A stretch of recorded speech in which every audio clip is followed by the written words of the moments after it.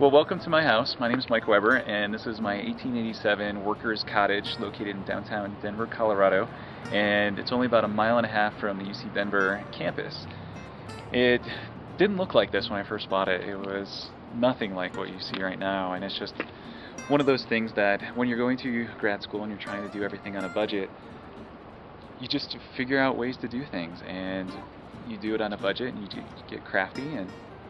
the house used to be baby blue and pink, and now it's brick again, or at least it looks like brick, and that's always exciting when you walk up to the front door and it looks like a real house instead of a cake that somebody just made. So when I bought the house, in the front of the house was a chain link fence, and I don't appreciate chain link fences on these historic homes, and so I ended up doing a lot of research and finding out what historic fences look like, and spent about 7 months creating this fence, because when you're buying wood in this quantity, it ends up being really, really expensive. And so you just do it onesie twosie and piecemeal it all together until you have a final product that looks really nice, that you're really proud of. So now we're going to go into the house, which looks nothing like it did at one time.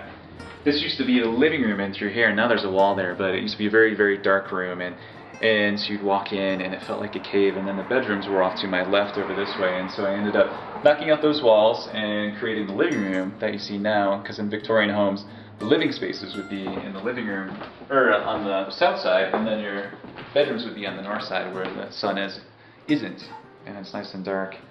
So the house is kind of filled with a hodgepodge of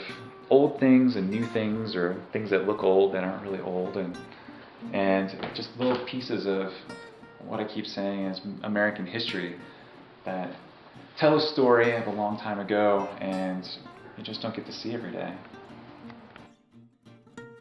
When you get to a certain point in your life, you start thinking of ways to reinvent yourself. You recognize your hopes and your dreams have shifted, and they've changed. They weren't what they were 10 years ago or 20 years ago. And that's what going to UC Denver, that experience is like, because you're in classrooms with all these people that are reinventing their lives and shifting around, and they're discovering their own dreams and aspirations. And just like this house, every day I bought it and I had no idea of what I was getting into, but you step through that front door and it becomes your world and it's your life. And every day it's this evolution of, you thought it was going to be one way and it's a very different way. And I think it's just like life, and that's the neat thing about just growing up and changing and becoming who you think you want to be right now.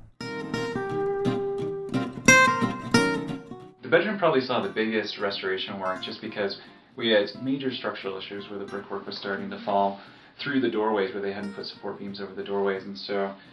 the hallway that used to run from the living room into the kitchen made this room only this big, and so you could only fit a bed in, you couldn't get around it. And so I ended up finding these doors in the alleyway, and the trim is from an old mansion down the street where their roof from a snowstorm fell from the roof line to the second floor to the first floor into the basement and destroyed much of the house. And so I was able to salvage some of the wood out of that and really open up this room too. When I took out the wall in between the hallway and the bedroom, I was able to create a bigger bedroom. It's still pretty tiny, but then where the doorway used to be, I was able to create a bookcase which now holds a really big TV in it. This is one of the most important architectural features in the house, is this brick archway that used to go outside, because in the 1920s they added this back addition, and it was just a structural nightmare. When I had the bricklayers come in, they actually had to piece out all these different components of the wall that had crumbled over the years, and now it's just this really great focal point that you don't see in everybody's house, and you can't get this out in the burbs, I suppose you could say, and it was really neat to be able to salvage that. Then on the other side of the archway, you start to move into the kitchen, and this is probably the neatest part of the entire house, in my opinion, because this is where I was able to salvage all these different components from Habitat for Humanity or Bud's Warehouse, which are salvage facilities here in Denver, and you probably have them in your own communities, where they take items out of old houses that are being destroyed, and it gives you an opportunity to reuse them in your own house at affordable prices. And so I'm really, really proud of this space. It's amazing how it turned out, and the cabinets were these really old 1980s, I shouldn't say really old, they were 1980s cabinets that were this really terrible color, and I was able to take stock molding and customize them with different paneling, and all the appliances are used are from Craigslist, they're from Becker Used Appliances, which are here in Denver, or which is here in Denver, and I was able to put it all together. When you start researching going to the University of Colorado at Denver, I would really sit down and say, what is it that I want to take away from this urban environment? And I found that to be advantageous because you do have a lot of people that are serious in the classroom environment. They want to be there.